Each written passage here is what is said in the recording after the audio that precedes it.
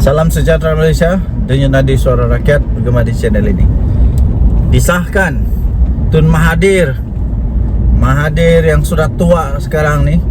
Umur dia sekarang 98 tahun. Memang sudah cukup tua lah. Sepatutnya Mahathir bersaralah daripada politik. Sepatutnya Mahathir bersara janganlah berpolitik lagi. Sepatutnya dia pergilah masjid selalu, pergi sulau selalu, pergi baca kumpulan lah, kumpul amal ibadah untuk dunia seterusnya. Sebab ialah kita manusia bila sudah usia macam tu memang tidak boleh dinafikan, tinggal tunggu waktu. Tinggal tunggu waktu, itulah mungkin istilah yang lebih baik lah. Okey, disahkan Mahathir kalah di dalam perbicaraan untuk RCI Pulau Batu Putih dan apalagi Tubir Selatan dan Batuan Tengah. Itu dia kalah nih. Dia kalah, habislah Mahathir. Kalau usia dia sudah begini, lepas tu kena penjara, memang kasihan betul. Tapi yang dia kalah bukan pasal itu, bukan pasal itu dia buat keputusan ke apa, tidak. Tapi yang dia kalah ini adalah yang dia memohon supaya ada perbicaraan terbuka, terbuka umum, supaya orang boleh tengok lah. Tapi bekas Perdana Menteri ini Mahathir ini sepatutnya dia bijak. Sepatutnya dia tahu bahawa benda tu bukan senang-senang dibuat perbicaraan secara umum. Ini rahsia negara. Mana boleh secara umum. Akhirnya mahkamah menolak. Jadi dia kalah. Mahkamah menolak permohonan Mahathir itu untuk supaya dia dapat perbicaraan terbuka. Tapi Mahathir kena tahu, dia bekas Perdana Menteri patut dia tahu undang-undang. Patut dia tahu undang-undang bahawa rahsia negara tu. Dan Mahathir pun dia sudah angkat sumpah, iaitu menjaga rahsia negara. Jadi kenapa nak buat secara umum pula? Mau nagih simpati kepada orang kah? Sudahlah Mahathir, sudahlah Tun Mahathir, tak payahlah tagih-tagih simpati lagi. Dan paling bagus tak payah lagi bertanding. Kalah nanti teruk lagi. Pejuang dulu bukan main lagi, tapi kalah teruk. Jadi okey, so tuan-tuan dan puan-puan yang dihormati sekalian, Tun Mahathir memang dah kalah dalam tu permohonan dia itu. Adakah ini adalah satu tanda-tanda? Adakah ini satu tanda-tanda awal bahawa Tun Mahathir memang bakal akan kena penjara atas kesalahan-kesalahan itu? Adakah ini tanda bahawa Mahathir akan bakal kena penjara? Tak tahulah, kita tidak tahu, tidak pasti. Tapi kita tunggu je lah keputusan daripada mahkamah. Tapi kalau memang sudah awal-awal kalah begini, macam ada sejauh peluang bakal akan bersama dengan Najib Razak di penjara. Okey, so sila tinggalkan komen anda.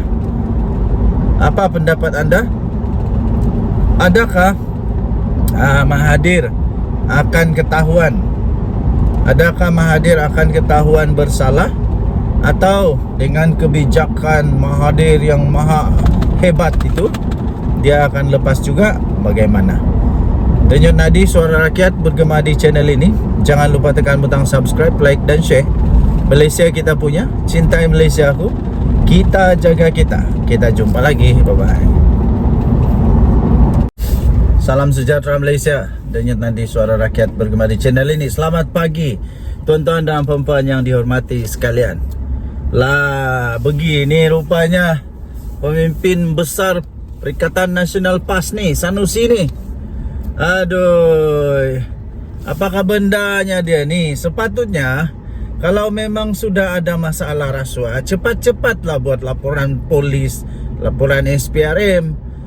Ini jangan bagi can lah, jangan bagi can. Takkanlah benda yang sudah dia tahu ada masalah, sudah dia tahu ada pelanggaran undang-undang. Kalau memang sudah dia tahu dan dibiarkan, itu bukankah melindungi? Itu bukankah satu perkara boleh disebut sebagai bersetongkol? Kalau memang sudah tahu benda itu salah dan dibiarkan dengan alasan biar pihak depa bagilah dulu, asyok dulu, biar pi mereka terlalai dulu baru buat laporan SPRM. Apakah benda punya alasan macam tu tu? Itu maknanya cuba bayangkan kalau hampa tahu, kalau tiba-tiba hampa tahu ada satu jenayah bunuh. Orang ni suka membunuh. Lepas tu hampa biar pi kat dia dululah, biar dia syok-syok dululah. Lepas tu barulah kita buat laporan. Betul tak benda macam tu? Betul tak tindakan benda macam tu? Tak betul langsung.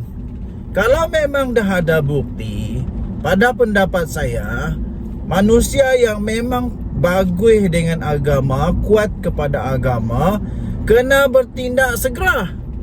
Jangan dibiak begitu saja.